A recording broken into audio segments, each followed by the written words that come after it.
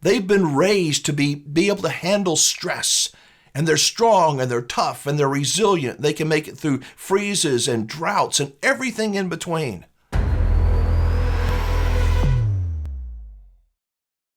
Hi again, everybody, and welcome to another video.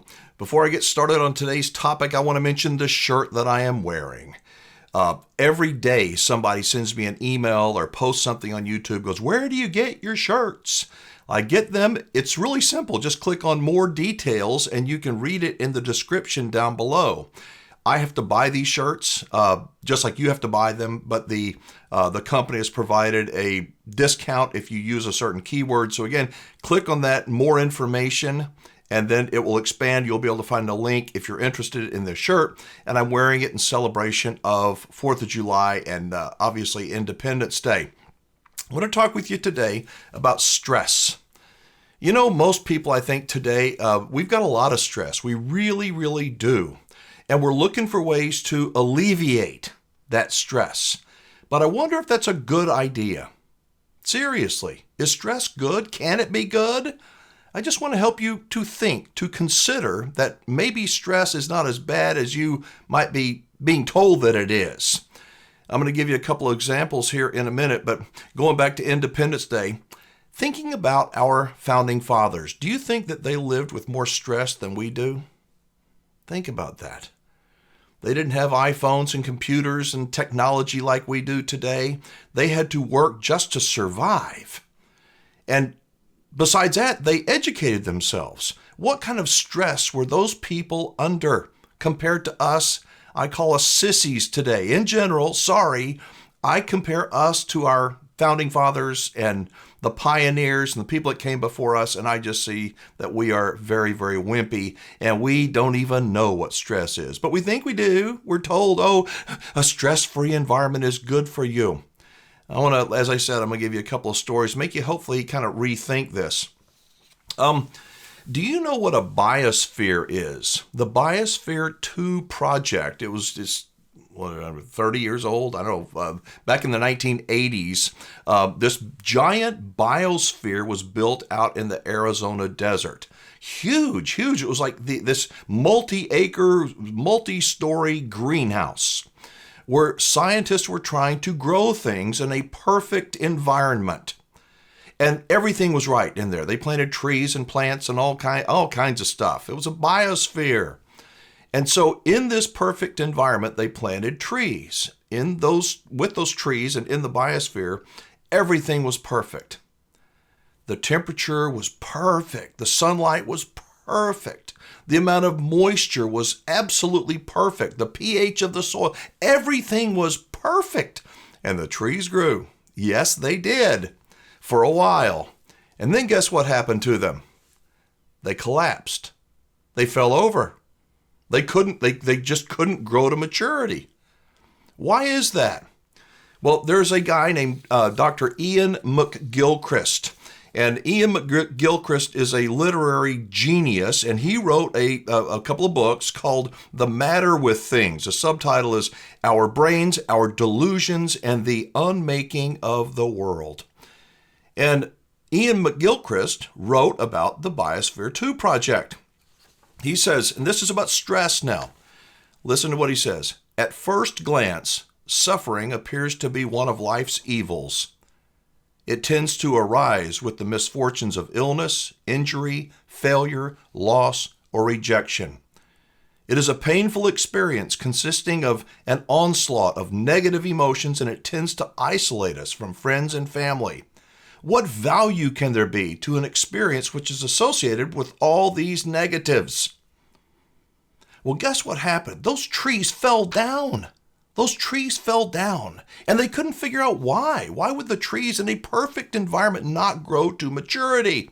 And they realized that they needed something. They needed something to help them grow. You know what it was? It was stress. They needed wind.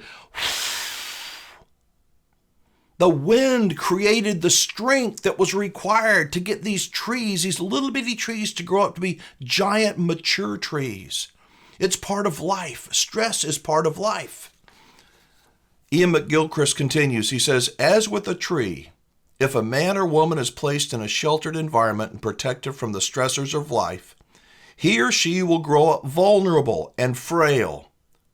Hardship, adversity, and the suffering that accompanies such experiences are necessary for a healthy development. I believe it. I believe that as we all say, oh, we're so stressed out, I need to do something because I'm too stressed. I think we may want to reevaluate that, because God put us here to handle stress, not every second of every day, and not to be involved in online fights and disputes and wars, but to handle the everyday stresses of living.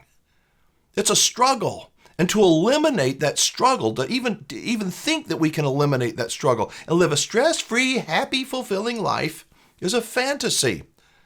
I want to tell you something else, and this is a story that I observed doing TV shows for 35 years about the out of doors. At a hunting ranch in Texas, we had a lot of deer. They were native deer primarily, and our native deer down here are not very big, a lot of them, but they're not very big. But they're hardy. I'm telling you, they're hardy. They got to survive on not a whole lot of rainfall, and they got to make a living every single day. But there are deer farmers that raise these gigantic deer. I mean, they are it's like, holy cow, where did that deer come from? It's like a 9-foot tall human being. These, I call them pornographic deer. They're so big. But if you have an ego, if you don't know any better, you go, man, that's got to be the bull of the woods. I would love to go hunting for one of those things. Well, here's the truth. Here's how that works. A deer farmer will raise a pen full of deer. These deer may look like deer, but they're not real deer. They're not. What do you mean, Wingman? I'm going to tell you. Those deer provided everything they need, just like the trees were in the Biosphere 2 project. Everything. Their food was there. It was perfect food. They didn't have to work for it. Their water was clean. They had plenty of shelter. They didn't have to worry about predators chasing them down and eating them. They were protected. And they had a stress-free life for the most part. And so what did they do? They grew and they grew and they grew, and they grew to big sizes. Well, then a hunter wants to come and wants to hunt these deer. They're not going to shoot them in a pen. I mean, some may. But most of them want to shoot it in a bigger open area. So here's what happens. The pen, the man that owns the pen, he will release those deer, and those deer releasing these great big giant deer amongst your little native deer, they walk out there and those native deer are like, holy cow, look at that big boy. But that big boy doesn't know how to do anything. He can't find the water. He can't find the food. He can't get, what is that? Well, it's called a coyote. He's going to eat you. That big old deer that's beautiful to you and I cannot survive compared to the native deer. No, the native deer are not as big as the giant, genetically bred, genetically enhanced trophy buck. But the native deer have something that big buck can't have. They've been raised to be able to handle stress. And they're strong and they're tough and they're resilient. They can make it through freezes and droughts and everything in between. Well, guess what happens? All too often, this is the truth. A hunter can't shoot that big buck. You know why? Because it dies. Within a couple of days, those little deer who watched that great big bull of the woods say, you know what? I don't think he's that tough. And they kill it. They fight, they gore it, and they gut hook it, and it dies. And it dies for the same reason that the trees in the Biosphere 2 project collapsed and couldn't make it to maturity. You may say, well, I don't know what that has to do with anything. Think about where we are today. I know this may have nothing to do, you think, with RVing. I think it does, because RVing has to do with life. It has to be with being resilient, handling stress. If we don't handle stress, if we run from it like the plague, how are we going to ever get through the things that are definitely coming our way? You tell me, drop me a note. Let me know if you think that stress is good or bad, or we just got to find a little bit the right mixture of it. For me, I've had to reevaluate my life. I worked really hard my entire life, done pretty good. I failed a lot, but I've had a lot of stress, a lot, and I welcome it. And I think I welcome it even more after reading Ian McGilchrist and, the matter with things. As you know, I'm a former campground owner, a lover of nature, a lover of the outdoors, and lover of people. And I hope that these videos help to make you think. Think about certain things, not to agree with me necessarily, but to at least open up your mind and have you go, wow, never thought of that. Think of the Biosphere 2 project. Think of those great big genetically enhanced monstrosity deer that you see in magazines and see on TV. How tough are they really? How tough are those trees? How resilient are they? I say not so much. I know there are people that are in the hunting business that will watch this and go, oh my God, he's letting the cat out of the bag. It's just the truth. It's just the truth. And there's nothing wrong with telling the truth. I got nothing to lose. I mean, I'm an old retired guy doing these videos in hopes that I can connect with a few people. So let me know what you think. Drop a comment down below. Do you think that we need more stress, less stress, or stress is not a factor at all? And think back to our founding fathers. Do you think that they had more stress than we do today? Talk to me about stress. Give me an example of how stress is good for you. It can also obviously be too much. Stress can cause high blood pressure. It does. It can cause a heart attack and stroke. It does. And stress, too much stress is not good, but too little stress is certain doom.